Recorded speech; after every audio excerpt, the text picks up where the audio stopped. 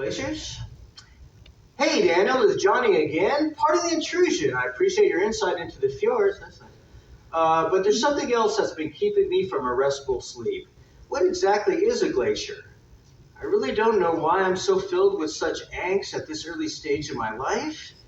Or perhaps we can talk about that after your lecture. Again, that's from little Johnny B. Messerschmidt again, age 5.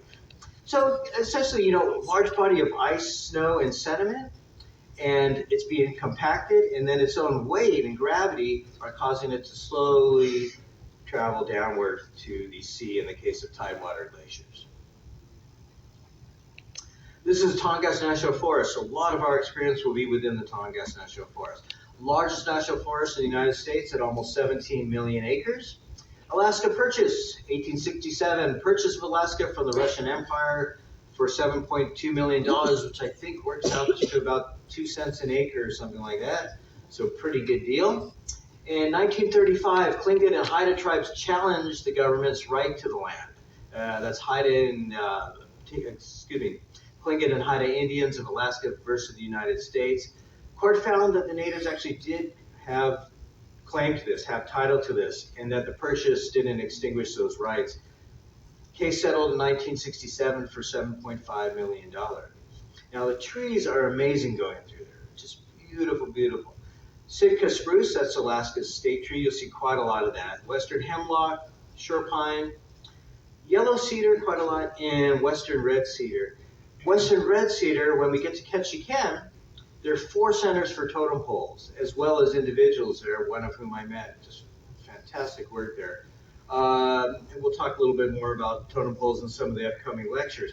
But mainly western red cedar that they're carving there. And the artwork, just spectacular. There's so many wonderful Alaskan artists that we'll also discuss a little bit in the cultural lecture.